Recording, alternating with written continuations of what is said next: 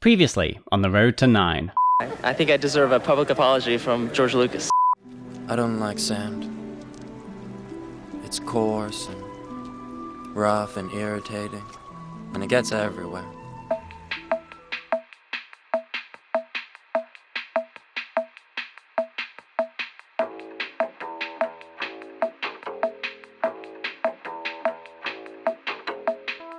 From day one, Attack of the Clones faced an uphill battle. A few years prior, The Phantom Menace had broken box office records, become the second highest grossing movie of all time, but it was also derided by critics and fans and became shorthand for the dangers of filmmaker hubris left unchallenged. For Clones, simply being the continuation of Anakin Skywalker's story wasn't enough. For many, it needed to save the franchise from certain doom and prove to fans and critics alike that Lucas still knew what the hell he was doing. Regardless, Clones is one of the most daring and unique films in the saga. Joining us to talk about what it nailed, what it didn't, and the struggle of the follow-up, we are joined by Clare Stribling and Charlie Ashby of the Imperial Senate Podcast. So whoever wants to take it first, what are your memories of seeing Attack of the Clones for the first time? And was your enthusiasm for it influenced in any way by The Phantom Menace? So I didn't see any Star Wars movies in the theaters until Revenge of the Sith, because I am young and small, and my family doesn't care as much about Star Wars.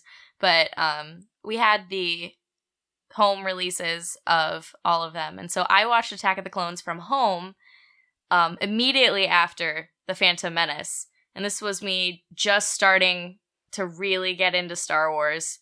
And I just remember like kind of melting into my chair, just being this like tiny human melting into my chair thinking, oh my God, what is going on? Of course, it took, since I was so young, it took me a while to get into it, because some of the story is, you know, it's not as action-based, even though it starts off with that awesome sequence with Zam, my girl Zam. And but yeah, once I started getting into it, and once the action sequences started rolling, I was done. By the time that we were on Geonosis, I had melted into the floor. So basically, it wasn't a super exciting experience. It was me watching it by myself as a small child. It's not super exciting, but it was really special because, and it's like one of those things that I realized that only I was already starting to realize, like, oh, only I'm interested in this, but I love it. So, and I still have that love for it today.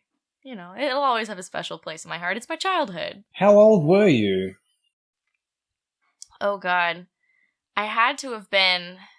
Like, we're talking 4? Like, I didn't think you're that young. No, I'm not that young. So I didn't get into the prequels. So since my family's not like a super huge Star Wars family, I watched the original trilogy when I was like 4 or 5, but I didn't watch the prequels until maybe 2004. So I was in like 4th grade. So I was still pretty young, but yeah, little late start for me.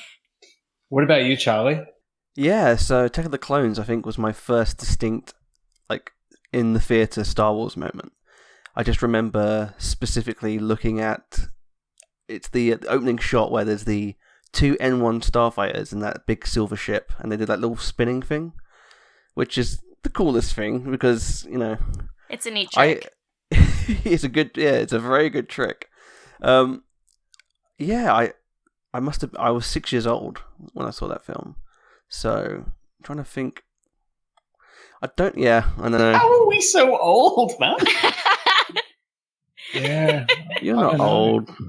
You can't see the grey. Like, so the camera is obscuring the grey in my beard, but I've got at least like 12 coming out now. Yeah, they're there. Sean said so. This is a toupee, so that's a whole thing. Yeah, it is. Yeah. I mean, I was always an old soul, so I was like critiquing it and I checked out. No, I can't remember. I must have seen The Phantom Menace. I don't know if I saw it in theaters or not, because I would have been 3 when that came out. So, but I distinctly remember having the figures. I distinctly remember using the data bank stuff and all that. So I think I might have seen it in the cinema, but just been very, very tiny. But my distinct memories come from Attack of the Clones watching that film. And I never really had an issue with The Phantom Menace, obviously, because I was a child. I was the target audience, so my childhood wasn't ruined because I was in my childhood. Generation Jar Jar. Woo! Woo! And I also I truly did love Attack of the Clones. One of my favourite memories, actually, as well, was seeing another film and watching the trailer for Attack of the Clones and seeing Jango Fett for the first time and being like, my mind's blown. I was a big Boba Fett fan when I was growing up, so I thought that was Boba Fett, and my dad was like, no. Apparently that's his dad. And I was like... Yeah, Daddy Fett. Daddy Fett. Are you saying there's more than one? And so, yeah, that story sort of grew from there, and I just love the storytelling in it. It's such a weird film. I love the idea that George Lucas was like, when I'm telling these three distinct stories about the fall of Darth Vader, but at the same time, let's make a noir film and add really cringy jokes in it. Why not? And that's my distinct memory of that film. Behind the scenes, Lucas struggled with writing this film. He completed the final working script only a week before principal photography was to begin, and this was only after his friend Jonathan Hales, someone that he'd worked with on the Young Indiana Jones Chronicles, took over the script and crafted it into something that was ready to shoot. There's debate among Star Wars fans and detractors about how much of his original vision for Attack of the Clones Lucas altered to avoid the same criticisms leveled at The Phantom Menace. I think I deserve a public apology from George Lucas. When a movie franchise falters, there's always talk of course correction. It's true now and it was true back then. Sometimes it means scrapping it all and starting again, like the Terminator franchise. And other times, you just get The Rock and you put him in it. Hello there. Attack of the Clones is not a complete 180 from The Phantom Menace. The same key political elements remained in play, yes, but other parts definitely fell into the background. Take Jar Jar Binks, the lightning rod for most of the criticism aimed at Episode 1. He appears in only a few key scenes, but is crucial in handing Palpatine the emergency powers that enable his Imperial dominance. This left people questioning, was this punishment for Jar Jar? Was it Lucas's way of telling the fans that they were right to dislike the character because, well, he caused this whole mess in the first place? Or does it reinforce Jar Jar's role as the tragic clown? The poor Gungan who wanted to do the right thing and show everyone that he wasn't just a clumsy annoyance, instead ends up gifting powers to the worst evil in the galaxy. I remember when Attack of the Clones came out, there was a lot of, in the build-up, a lot of fans talking about how, okay, well, Phantom Menace did all this stuff and it did it all wrong, so how is Attack of the Clones going to fix that and change it? So kind of looking at Attack of the Clones now, do you think Lucas did approach it that way as a course change or a course correction from what the criticism of Phantom Menace? No. I think so. Ooh, we don't agree. You go ahead, Charlie. I'll prove you wrong later. Okay. I think I think George always had this plan in mind. He wanted to tell the fall of Darth Vader. Clearly, you have to do that in certain time periods and time elements.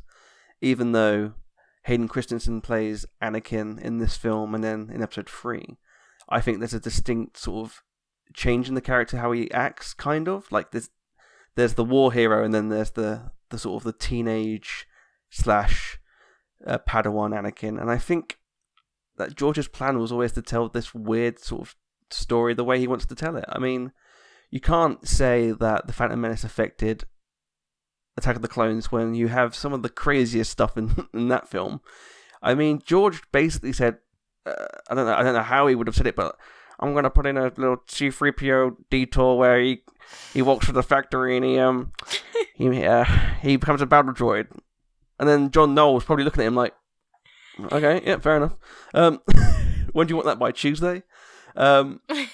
So, yeah, I mean, there's so much great stuff in that film. And it's just pure George storytelling of him being like, he loved racing, so he made Anakin's speeder like a racing car. He did all this noir stuff, which I thought was amazing. I loved the investigatory sort of style of Obi-Wan. being this noir detective trying to investigate this clone army. And also we got all this weird sort of 50s vibes with the Kaminoans and stuff like that. So I don't think if George was worried that fans were affected by his style and what he wanted to do, I don't think he would have put all that stuff in there. He would have just made like a sort of a cookie cutter Star Wars film. And I don't think that's what Attack of the Clones is. And I think that's why people dislike it and put it at the bottom of the list. But I love it for that reason. Now, Claire, that's your turn, Claire. Yeah. You've got a counterpoint idea. So why do you think that? So one moment, so the episode 1 documentary at the beginning is like one of my favorite Star Wars behind the scenes things ever. And there's a moment during like the first rough cut, I think it was, where everybody's sitting there in the theater and they watch it and the lights start to come up and he just goes, I think we went a little bit too far this time. Like something along those lines. He's just like, I think we went a bit overboard. He George himself admits that. And Wait, is that your best George impersonation or? You know what? I can't do a good George impersonation. I leave that for Charlie. Charlie is killing it over there. So I'm going to stay away. I'm so bad at impersonations. I really am. Okay, and we're just going to get Claire off the call now. So, sorry. I think, it's fine, guys. It's been fun. I think she took it a bit overboard. There we go. Thank you, Charlie. Save. That's thank you for saving my butt there. But and he himself admitted that he just went a little bit too far. And so I think that in every Star Wars movie, George's mantra is faster, more intense, and after the fastest and most intense Star Wars movie came out in 99, he slows it down drastically. And all of the, I don't think he pulled it back as far as design and stuff goes, but as far as, pacing and storytelling, I think he felt like, oh my gosh, I tried to do too much. I think we need to slow this down a bit. And so there was more, less crazy CGI action sequences and more, just more slower character-driven, political-driven scenes. I could agree with you both, to be honest. I can, so I'm looking directly into my own eyes. I could agree with you both. I think that's a terrible answer. I think everyone's right. Yeah. We're going to get Sean off the call now. Yeah, I'm out. But you do realize that Charlie and one of us has to win. This is a competition. Oh, okay. No, I'm fine with it. I think she's being a bit spoiled right now. Oh God. Let this drag out. Yeah, let's just sit here in silence. Let's for sit a in little this bit. nappy. A comment I'm going to make, and let's. So that comment about George doing everything faster, more intense. The thing that strikes me is if the Phantom Menace is his fastest, most intense film, I don't think it's very intense because there's no scenes where anyone's going camping. Really? Yeah, I've been waiting to say that for a long time. Oh my God, that's awful. I'm off the call now. See you later. Yeah. Oh my God. That is. Can I just say that's a perfect joke for this episode because that is a pure A+ George Lucas pun. That'd be great to hear C-3PO say that. Yeah. Oh. Oh my! Where are the tents? The jokes it's one thing I will say towards your point, Charlie. The humor in Attack of the Clones is so funny. It's that real specific breed of humor. It's throughout all of Star Wars, one-liners, dad jokes, puns, and all that sort of stuff. But it definitely steers more towards the puns, and it does it with such ferocity. That Battle of Geonosis, the way it is undercut by that 3PO R2 bit. And it's when he does the I'm beside myself line. It's like Abbott and Costello. It's like vaudevillian. Yeah. It's old school. It's like you'd hear it on a radio show. Yeah. On the wireless during the war, just old creature. I love those scenes so much, and that's actually one of the things that I think that people actually dislike about the film. It's the jokes. They say it's too cheesy, it's too ridiculous. But like you said, I think that's perfect. It's like the classic Laurel and Hardy sort of Abbott and Costello jokes. And I think that's what he's aiming to do.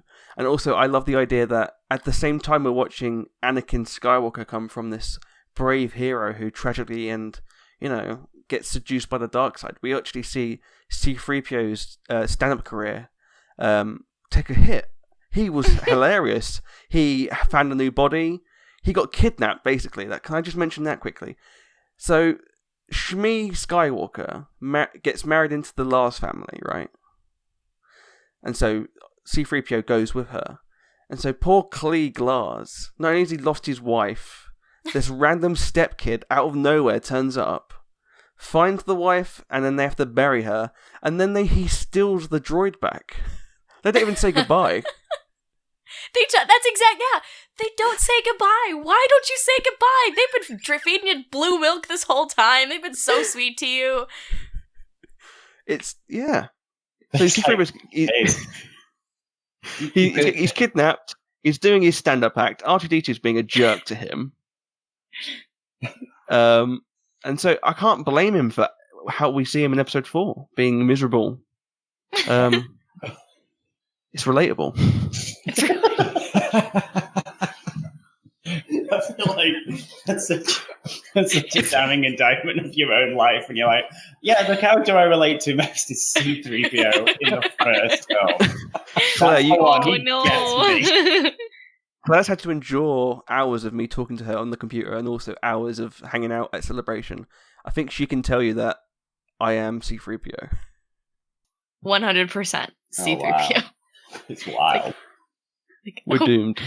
We are doomed. That is Charlie's permanent disposition is we're doomed. And bad puns. So, oh that's my why God, that's why all checks out. No. Go. So true. Claire, to your point about that doco, because I've seen that scene and when George turns around and he says, I think we've gone too far. How's that? Is that okay? It's much better than mine. I have no place to judge. I think we've gone too far. Anyway, when he does that, one of the things that I guess gives some weight behind the whole course correction debate. People think that there was some course correction made. Is that scene comes up quite a bit when people discuss it.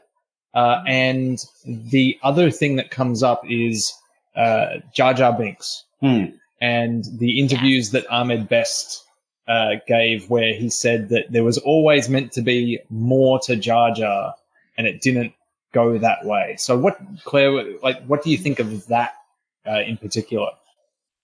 Oh, I totally agree. I mean, I totally think that Jar Jar was supposed to have a bigger role, and I think that. And, the fact that at one point, this polite, although sometimes cold, diplomatic politician Padme, that side of her, who's supposed to be very, she's supposed to be very good at communicating with other people. Jar Jar is trying to thank her for giving him such responsibility in her absence, and she cuts him off.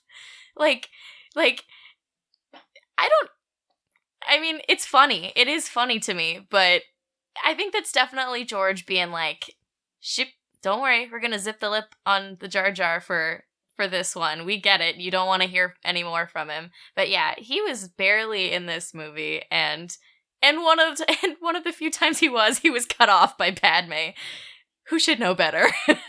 Well, he has 2 scenes, and he's cut off by Padme, and then he gives Space Hitler emergency powers to create an army. So it's there's your 2 scenes. Sorry, Chief. Enjoy. Is he in Revenge of the Sith? Does he have any? Mm-hmm. Yeah. But he's only at the end, isn't he? Where he's in the... Yeah, he's at the funeral, yeah. That's it. Yeah. And I definitely think that character from Phantom Menace, from his arc goes, there should have been something. It feels like that's starting something. I guess that would be my argument towards course correction, that character suddenly goes from something to nothing. Like, that would be my main thing. Yeah. And I think but it also has that element that it's insane and Lucas and all that. So I think there's a mixture of both negative feedback from fans, which is again ridiculous, and probably he thought maybe we should cut down on that because obviously he loved the character. It's his favorite character. He said that before. Yeah. It was meant to be like his Buster Keaton or something like that, wasn't it? Yeah. His quote. Yeah. But I feel like it's a mixture of both that, but also the idea that I feel like the prequels weren't long enough for him, and I think a big I think he said before in interviews that he wish he could tell the stories a bit longer than the trilogy. I don't think 3 films was enough, which actually was a big reason why he made the Clone Wars. And in that series we see a lot of Jar Jar and significant content. Good Jar Jar. Yeah. And I feel like except sorry, there's one episode where Ahmed Best doesn't play him, isn't he? And it's the worst thing in the world. Yes, it is one episode. And it's Yes. like someone in person doing a bad Jar Jar Binks impersonation. Oh my god, no, I remember that just being the worst. You're getting war flashbacks over there. Yeah. No, I'll pass that episode in the rewatch. Yeah. Definitely. No, that's no good. No good. Yeah, it's significantly. You can tell it's not him, and it just draws you. And that proves the point where people go, "Oh, anyone could play Jar Jar Binks." It's like, no, they could not. Yeah, it's absolutely not. Ahmed Best eyebrows raised, is Jar Jar. Yeah, and I feel like George is right. Like, I feel like Clone Wars was the best medium to show those stories in, because I don't think we could watch like 60 motion picture films of the prequels, but. I could. I'm lying. I could probably do that, but general populace wouldn't want to. No. Exactly. Who cares about them? True. The Phantom Menace brought parents into the cinema with the next generation of fans by their side. And then, 3 years later, the children of this saga were now hitting puberty.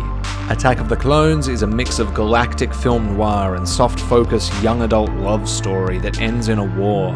Where the Phantom Menace told kids that they could go on to be heroes, now they must come to terms with growing up, love, and the mortality of their parents. We witness a young Boba Fett seeing his father decapitated, and instead of Anakin giving us grand heroics, he's emotionally stunted, mopes, and moans about sand, until the loss of his mother leads to a massacre. Gone were the midi-chlorians and the sense that this story was aimed at kids. Has extended material, or even just age, has growing with it and watching it over and over, giving you a different appreciation of the film from how you did a few years ago? Seeing it as a 4th grader, roughly, and just being wowed by the Star Wars of it all and just being like, this is the coolest ever, I love it. And then starting to hit that adolescent kind of age where it's kind of cool to hate on things and Jar Jar sucks or whatever. I went through that phase where I was just like, yeah, Attack of the Clones, worst movie ever, am I right? Oh, I really love it, but it's the worst ever. Because it's cool to hate on stuff. We've figured that out online. People haven't run with that one a little too far. But then when I was in 7th grade, I believe, my nephews were born, and I got to start showing them Star Wars. And I started with the prequels for them just because it would be more colorful, more vibrant, and it would catch the little one's eye more, I felt. And Phantom Menace will always be their favorite, but the most rewatchable one for them was Attack of the Clones. They wanted to see C-3PO on a droid's body, and they wanted to watch the Jedi lightsaber fights, and they wanted Boba Fett's dad. They wanted Jango action. And going from being so negative about the prequels in that time, and then watching them fall in love with it kind of started to rekindle how I felt about it. Yeah, like Claire said, we've all been through that phase where Star Wars some of the prequels are pretty lame. Like, oh my god, Phantom Menace. I think there's actually a weird thing I've noticed recently where there's almost a retcon, or not retcon, but a change of opinion where Phantom Menace used to be the worst Star Wars film, and now for some reason Attack of the Clones seems to be the target. Like, it's the worst Star Wars film. It's not worth watching on rewatch. And I'm just like, I don't know if that's the case. I mean, if I had to rank the Star Wars films, it might be at the bottom, but that's like ranking my favorite organs. I need all of them. So, so I mean, I've never really understood the hatred towards the film. I appreciate some bits are cheesy. I appreciate that, you know, Anakin and Obi-Wan's relationship is kind of dicey in that film. But like you said, like even though some of the other material, like the Clone Wars, helps me appreciate some other aspects of the film. Like if I can watch Revenge of the Sith, now I have the understanding that maybe Anakin lost a bit more than we see in the film itself. Like he lost Ahsoka as well as his mom and stuff like that. So it adds a bit more believability in terms of his fall to the dark side. But Attack of the Clones, I've always sort of liked the relationship of Obi-Wan and Anakin in that film.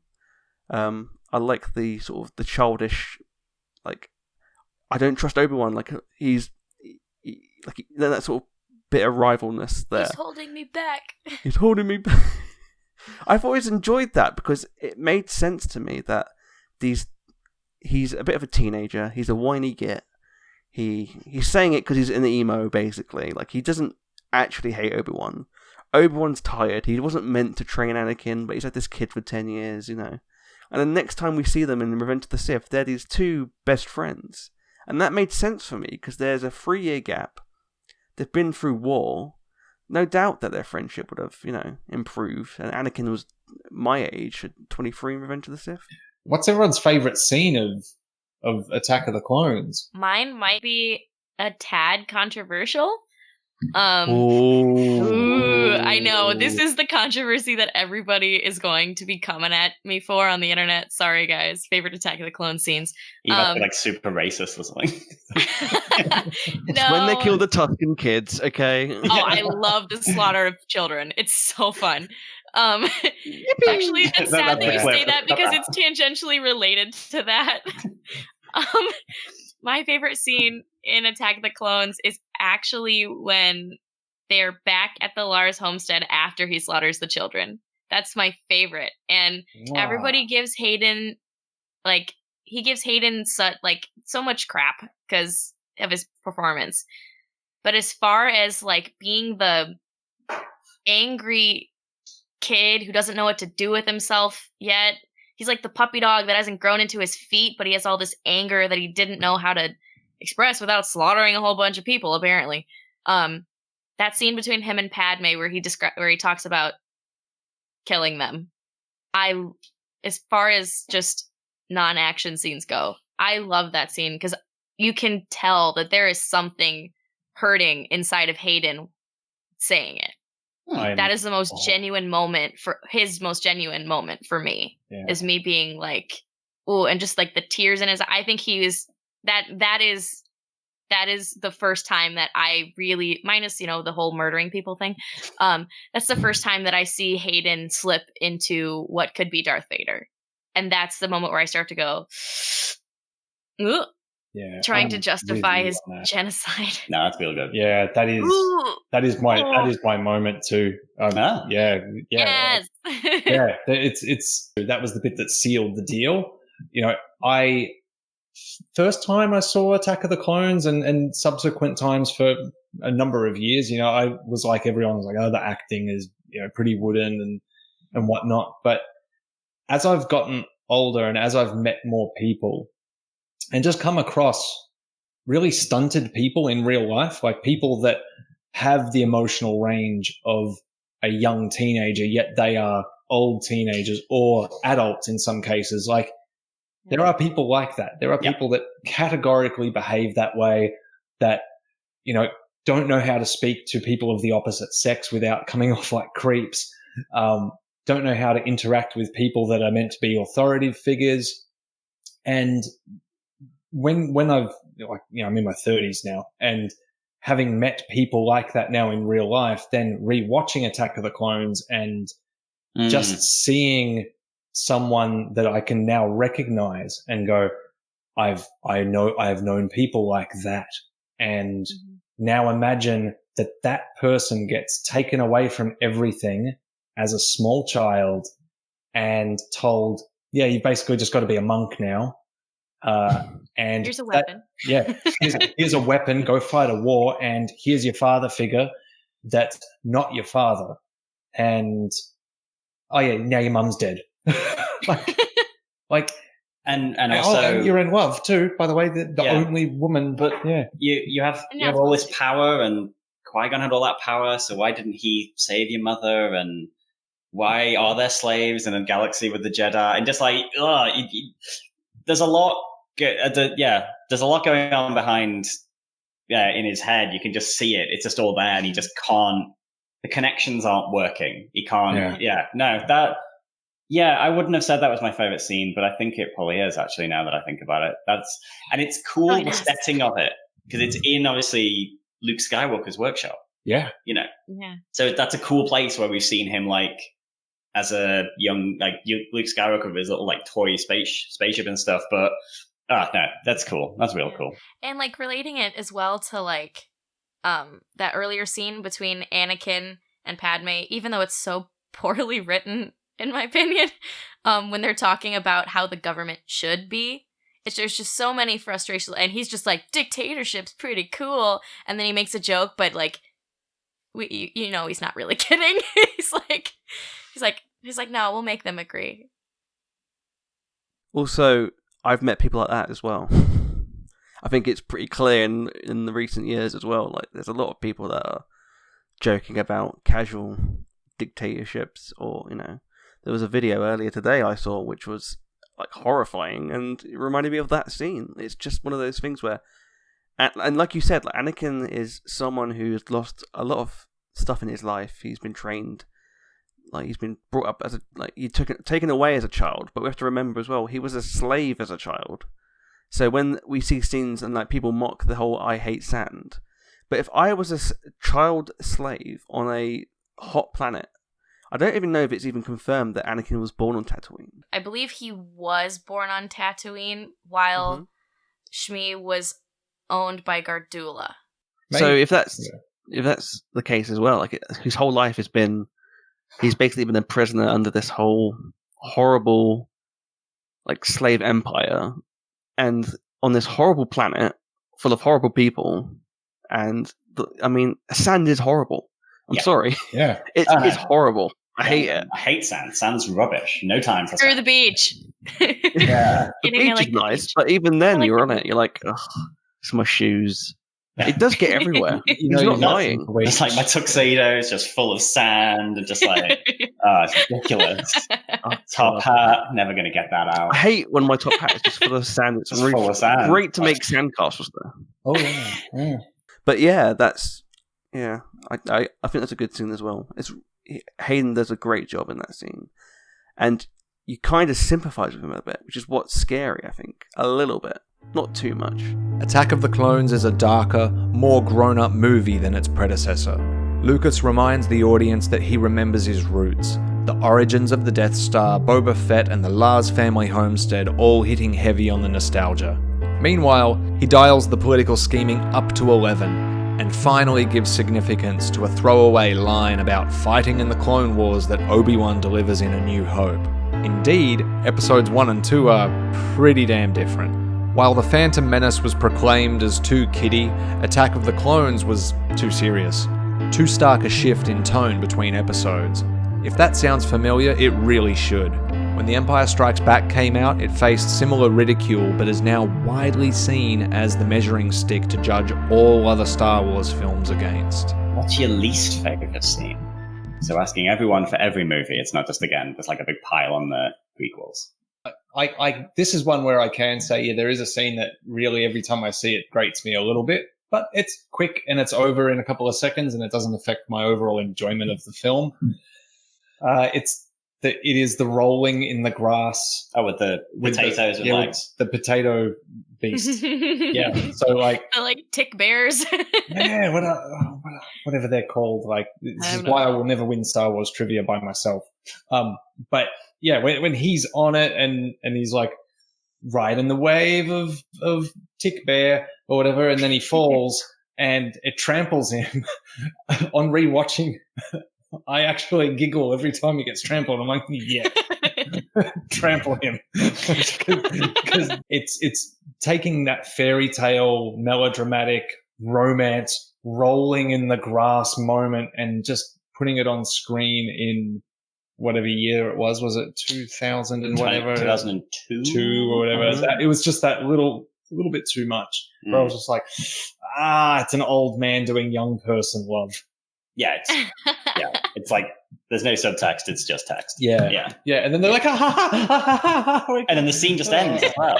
Yeah, like it feels like it just ends. It's like it doesn't go anywhere. Like I feel like there's like we need a scene to show they are in love. yeah. Like, how do people know they're in love? They roll. Yeah. It's like, has anyone in this conversation ever rolled with a significant other in grass? No. And giggled and laughed like that ever? I am 5 foot. I am 5 feet, and I am 110 pounds. I will be squished. No, I will not do that. No. I don't want my bones to break. Sorry. I mean, I don't know about you lot, but I always find that if I'm trying to woo someone of the opposite sex, it's best to pretend I'm dead for a bit. Yeah. In a horrible accident. Oh. It's classic. Perfect way to, woo them over. Lure them in. That's in the what is it? The pickup artists thing. It's just chapter 1. Yeah. Play possum. Yeah, number 5. Play Pretend possum. you're dead. Yeah, pretend you're dead. That's how you'll know, guys. If she laughs, you know she's the one. Then roll. Number 6. Then bring up dictatorships. Yeah. Be equal. Don't just kill the men. Kill the women and the children. Kill children too. I'm still trying to think of a least favorite scene. I think I have one. Oh, go on, Claire. Mine is just because it screams George is trying to direct these actors in a way that no human, only a protocol droid would behave, and that is the fireplace scene. Yeah. That scene is so unnatural, and it is directed in such an unnatural way. Like, it sounds horrible, but one time I had a few glasses of wine and I was watching Star Wars, as you do. And that scene came up and I paused it. And in my own, like, snooty, drunk, like, I can do it better theater kid way, this was back when I was much more full of myself, I was like, there are ways to read these lines that are natural. Like, it'll take us to a place we cannot go. That is the way nobody would say it that way. Like, it just, like, there's so many ways, and you can tell that there was probably more natural delivery of it at some point, but George ironed that out to be like, nope, you gotta be Amidala politician Padme here. Isn't that the one where he says, I wish I could wish away my feelings? My feelings, yep. Yeah. Which is just like, I remember watching that in the cinema as a teenager and just being like, ooh. I'm never dating ever. Yeah, that sounds like something I had on my AOL Instant Messenger, like a winning message. That sounds like something I had. As much as I laugh at the whole thing, I'm sure that I've sent terrible stuff when I was like a teenager along the lines of, I still dream of the kiss that we never should have. You should not have given me. And I hope that the kiss doesn't become a scar. Yeah. The kiss doesn't become a scar. Oh my god, I forgot about the scar. He'd be a great lyricist for an emo band. Oh god, yeah. God. Either that or like just a really popular live journal page. Yeah. Oh my god. I think my least favorite scene is when they eat pears with knives and forks. I just hate that. Just really annoyed me. Is it because they were using a knife and fork with the pear, or was it just the whole scene in general? No, the knife and fork with the pear. I was quite happy with it. Yeah. It was just like, yeah, but she's. When did this become Seinfeld? yeah. What's the deal with that? Yeah. Pear with a fork. She's from the upper class, though. Oh, true. That is true. She can't. Yeah. She would totally eat pizza with a knife and fork. She would do it. Yeah. Weird. She's shushing Jar Jar. She's eating with a knife and fork for fruit. Yeah, she's the upper class in a nutshell. I think You basic, Padme. You basic. 100%. one of the things that annoys me is the suitcase. Padme has a suitcase. I don't know It's why like- it annoys me.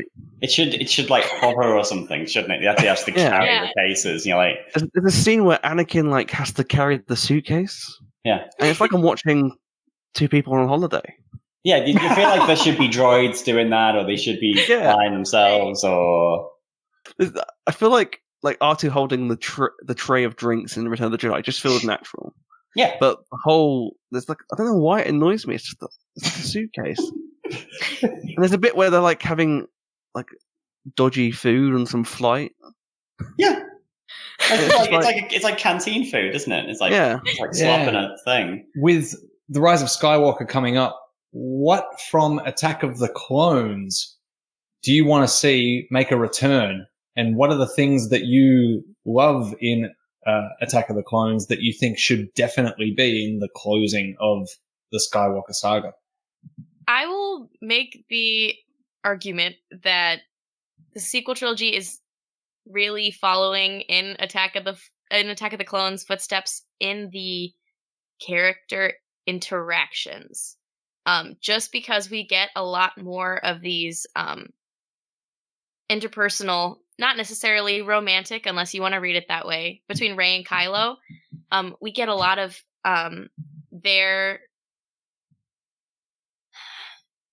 these two characters and their own non-lightsaber related conversations, interactions have shaped their paths.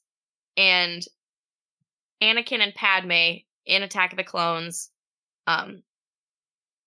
their scenes, their dramatic scenes that have nothing to do with action are often more important than any action sequence.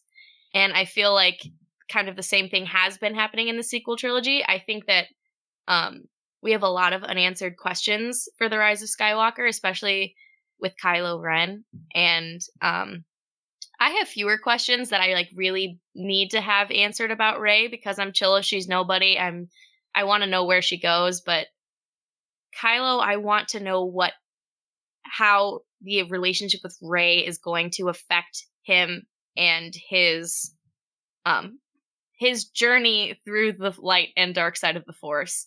And she is the influence for that. So I want to continue that sort of, I want more dramatic scenes. I think that's what I'm saying, is I want more dramatic scenes of the two of them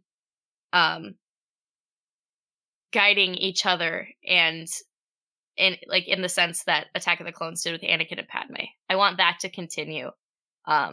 Because I think that's one of the strongest, even though the execution is poor in Attack of the Clones, often,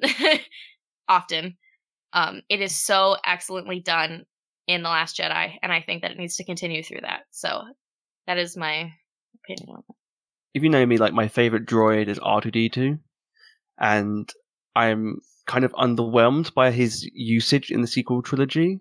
But actually, one of the things I love as well about the character is him and C-3PO and their partnership. And actually, C-3PO's usage in the sequel trilogy has been amazing. And based on the prequels, I think what the prequels did great as well is they gave us a bit more love and understanding for the character. And I truly believe that actually C-3PO is a Skywalker, because he was built by Anakin. He lived with Shmi for over 10 years. He's been throughout all of these big stories. He's part of that family, quite frankly, to me at least. And I think that we've seen in images and sort of the trailer that he's obviously having a big role in this film in episode 9. So I'd like to see just more of that, like just more of him being involved into the action. It'd be nice to see if he like recognized Anakin maybe if he is in the film. That'd be awesome if he like recognized his old master, like his memories return. Yeah. Oh my god, be so the good. Maker. Oh, if that were to happen, I would probably weep.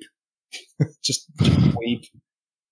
Yeah, that'd be cool. Like telling Kylo, like, could you imagine he gets his memory back and then tells Kylo everything about Vader and his father and like all, like his grandfather. Sorry, not his father. Yeah. Like just all of that.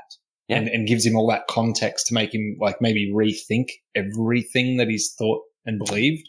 But yeah, like potentially. the whole Vader thing, but then also Leia, Han, the whole thing. You kind of gets to see that'd be cool. That'd be really cool. But he does it via the same storytelling method from Return of the Jedi. Oh yeah, with sound effects. Lush Vader. That would be if that's like the climax of Rise of Skywalker. I'd just be like, oh yes, well done. He's just telling more Ewoks the story. Like, how would he do Attack of the Clones via that storytelling thing? Like, what sounds would he make? Then what would have to happen is 3PO would have to float off into the sunset on a floating chair at the end of it.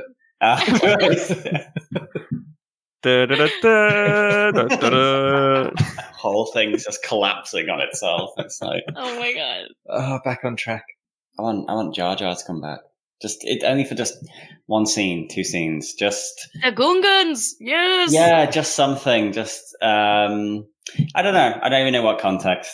Just closure, maybe. Closure, yeah, basically. Just something just to have him come back. He doesn't have to come back and like save the day at the last minute or be revealed to be Darth Jar Jar or anything, but just something just to have him there and just like, because I know the Aftermath novels had him as like a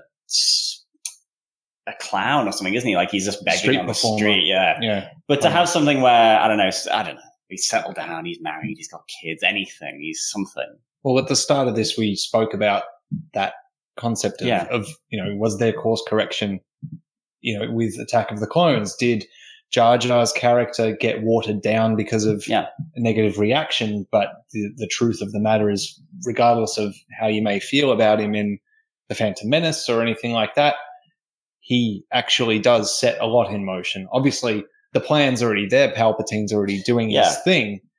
And, if it wasn't Jar Jar, it would be someone else. But really, the straw that helps break that camel's back is Jar Jar giving him executive power, or at least initiating the vote for it.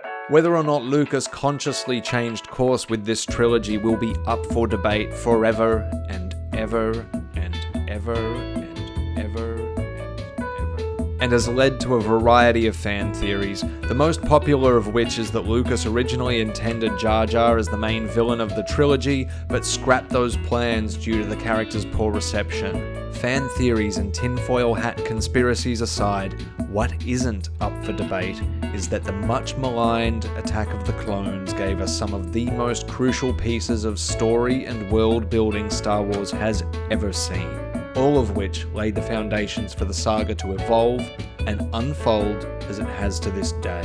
Critics be damned, the maker moves in mysterious ways. Thanks for watching, and make sure you subscribe for more on the road to 9. Hit the bell icon so you're notified about future installments, and if you like what we do, you can support us by heading over to our Patreon and contributing. Even a small amount helps keep us producing content now and into the future. Thank you so much to the Imperial Senate. We had a riot filming this, and do check out their podcast, links below. Thanks to our first patrons, Andy Fing for being the first one. Check out everyone else, all remaining systems on YouTube, Andy Steiner and Star Wars Ramblings on YouTube, and Neil Lowry's Positivity Cast. Awesome.